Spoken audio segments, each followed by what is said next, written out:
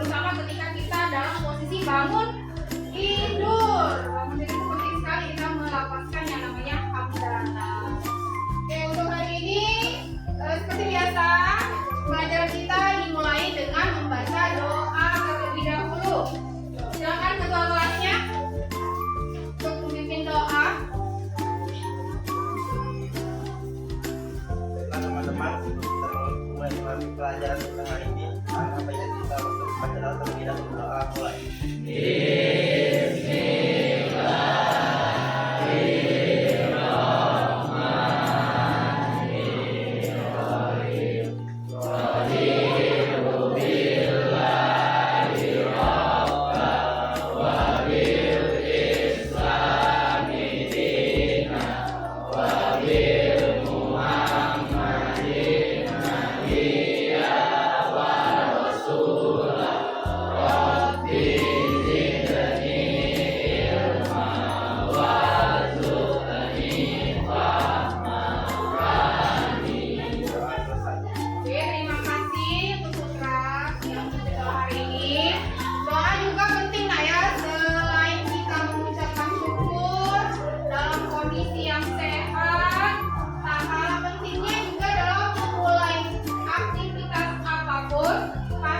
Dan wajib sekali diawali dengan doa. Minimal kita melafazkan bismillah. Ya, dapat hari ini sebelumnya boleh dicek dulu kalau masih ada belum rapi pakaiannya. Kalau ada sampah dalam laci, dilihat dulu sampah di sekitar tempat duduknya. Dalam lacinya kalau ada sampah boleh keluar dulu buang. Aman ya? Semuanya sudah bersih karena teman-temannya tadi di awal yang piket sudah membersihkan ya. Makanya penting sekali jadwal piket, yang namanya piket itu harus ada kesadaran diri. Tanah air itu. Siapa temannya yang mau jadi dirijen di depan? Boleh? Khalifah boleh dari depan. Semuanya berdiri ya. Teman-teman berdiri yuk.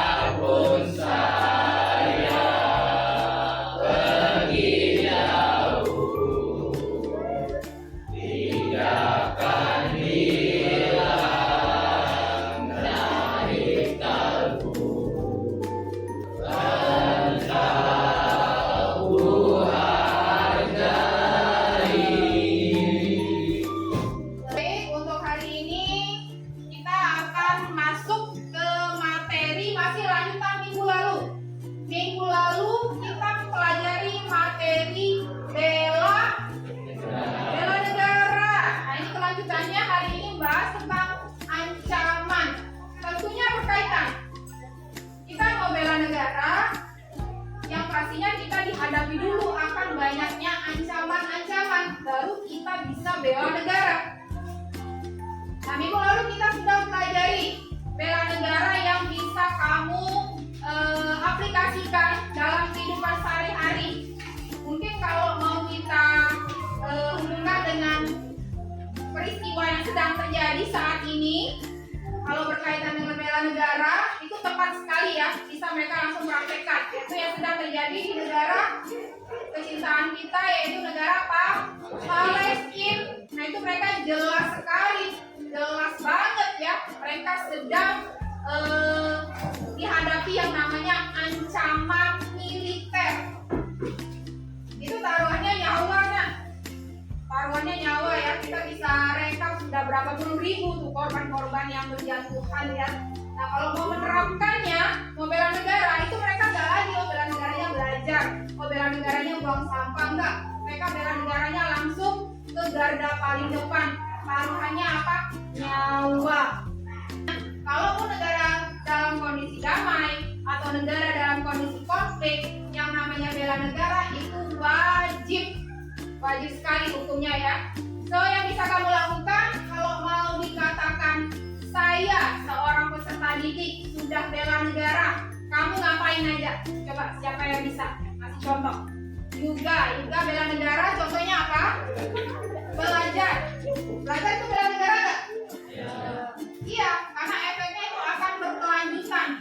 Kalau kamu belajar terus menerus fokus tekun dengan satu bidang, maka itu kita nggak tahu ke depan nasibnya gimana ya. Bisa jadi ilmuwan ke depannya, nanti go internasional, kita nggak ada yang tahu nasib seseorang. Jadi diawali dengan step yang paling bawah yang bisa kamu lakukan kapanpun, dimanapun, ya belajar. Tadi juga sudah memberikan contoh. Contoh yang pertama bela negara yang bisa saya lakukan belajar, Bu. Betul, tepat sekali. Ada lagi yang lain, mungkin kalau belajar terlalu klise, boleh? Nanti lihat. Menjadi siswa yang berprestasi. Nah ini naik tingkatan. Dari dia belajar, naik tingkatan, ternyata belajarnya tekun. Dia dapat prestasi. Itu juga bela negara, nak. Bela negara di lingkungan sekolah. Atau selain menjadi siswa yang berprestasi, misalnya kamu bisa ngapain? Ikuti olimpiade antar sekolah menggunakan kelas. Nah, ikut olimpiade. Ada yang lagi persiapan ya? Beberapa temannya persiapan untuk mengikuti lomba nanti. Nah, itu termasuk tuh bela negara. Jadi nggak perlu saya mau bela negara, Bu, mau angkat bambu runcing zaman dahulu ya, mau ngelempar bom, itu nggak perlu kita lakukan. Karena hal sepele yang bisa kita lakukan ya tadi belajar, jadi siswa yang berprestasi. Betul ya, tadi jawaban juga, jawaban Satria tepat sekali. Satu lagi yang terakhir, siapa yang bisa kasih contoh? Dinda. Nah, ini yang lagi gencar-gencarnya nih kalau kalian lihat medsos ya. Kami mau bela Palestina, Bu. Kita pro negara Palestina dengan cara kalian real bisa kita lakukan adalah tidak menggunakan produk buatan dari negara Israel ya. Pun juga negara kita bisa nih, kalau kita mencintai Indonesia, ya gunakan produk-produk dalam negeri apa. Gak perlu kita harus pakai produk-produk dari luar. Kalau memang ciptaan dari dalam negeri bagus, lebih murah, kenapa tidak kita gunakan, kita konsumsi ya. Itu 3 contoh bela negara yang bisa kamu lakukan dengan status seorang peserta didik ya. Mulai dari belajar, mulai dari berprestasi di kelas, di sekolah, dan juga hal yang paling sederhana, gunakanlah, konsumsi, pakailah produk-produk ciptaan dalam negeri sendiri ya. Itu kalau kita bisa lakukan. Oke, baik, kita sudah mengulas materi pertemuan minggu lalu. Nah, hari ini kita lanjutkan di bab berikutnya, bukan bab ya, sub berikutnya yaitu tentang ancaman. Nah, ini dari judulnya aja serem ya. Ancaman terhadap Negara Kesatuan Republik Indonesia. Sebelum Ibu kasih lihat materinya, Ibu kasih lihat dulu tujuan. Kenapa sih harus belajar ancaman? Oke, bisa dilihat di papan. Ini tujuan pembelajarannya. Di tujuan yang pertama diharapkan kita belajar hari ini kalian bisa mengerti, kalian bisa memahami, kalian bisa menjelaskan apa itu ancaman. Mungkin kalau ancaman dalam kehidupan sehari-hari bisa kita definisikan seseorang yang menyudutkan atau seseorang yang memperlakukan kita dengan tidak baik atau melakukan pengancaman itu dalam kehidupan sehari-hari ya. Nah, ini kalian harus paham ancaman yang dihadapi suatu negara itu apa. Kemudian tujuan yang kedua, kalian mengklasifikasikan itu menggolongkan dan menganalisis suatu masalah. Bisa terlihat materinya di depan. Oke, ini ringkasan materi ya. Nanti kalian bisa analisis nih dari materi yang sudah Ibu jelaskan. Nanti kamu bisa gali apa yang bisa jadi referensi kalian untuk menganalisis masalah. Nanti akan Ibu bagi kelompoknya nanti ya. Ancaman terhadap Negara Kesatuan Republik Indonesia. Kita tahu ya bahwa Indonesia itu adalah negara kepulauan tersesat.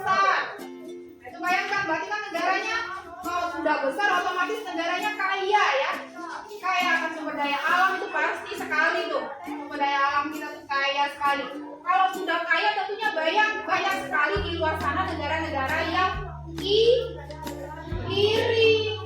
Negara-negara di luar sana mereka pengen menikmati sumber daya alam kita, pengen memiliki sumber daya alam kita. Nah itu yang dikhawatirkan, karena negara kita ini benar-benar negara yang sangat diidam-idamkan oleh negara di luar sana. So kita sebagai warga negaranya, beserta pemerintah kita, bagaimana caranya kita bisa, kalau yang namanya nggak menghadapi ancaman itu nggak mungkin ya. Pasti negara yang berkembang terutama itu mereka pasti dihadapi dengan yang namanya ancaman. Nah di sini yang perlu titik beratkan adalah warga negaranya harus ada kesadaran menjaga bagaimana negara kita itu bisa mengusir yang namanya atau meminimalisir yang namanya ancaman-ancaman.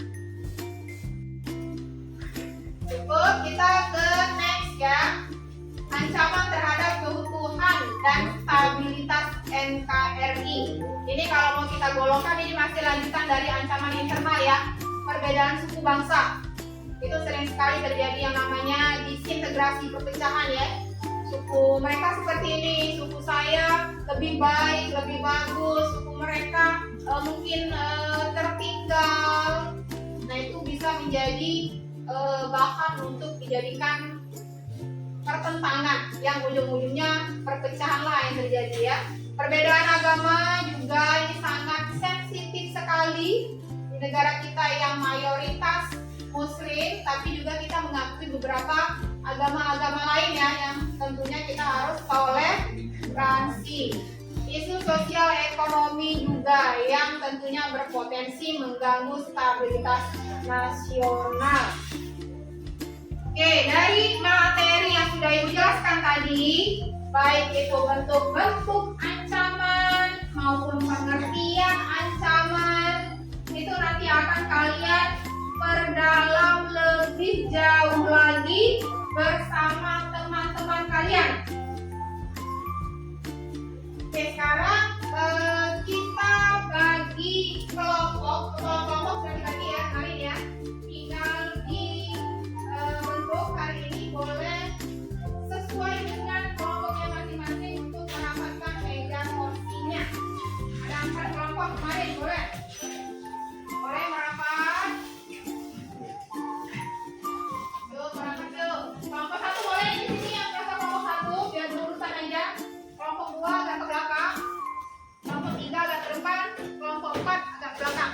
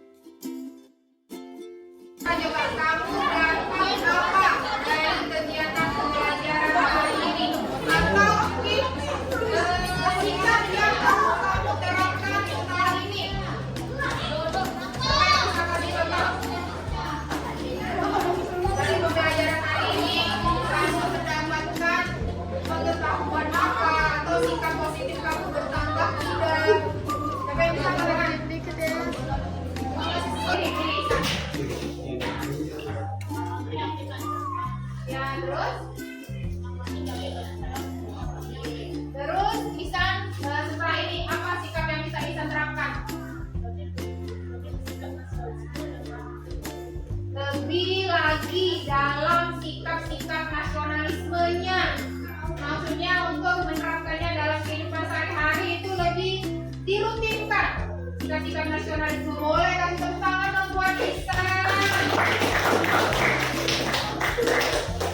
Kasih dua deh pembuka hari ini ya yang mau menjawab. Satu lagi pertanyaan. Sikap apa lagi selain nasionalisme dari pembelajaran hari ini kamu mau menerapkan apa? Hal yang positif ya. Hal yang positif tentunya. Juga boleh berdiri. lebih banyak memberi produk dalam negeri dan mencintai produk Lebih banyak mengkonsumsi produk dalam negeri, lebih banyak menggunakan ya produk dalam negeri karena kita cinta Indonesia itu kelanjutan dari contoh dari Isan tadi ya.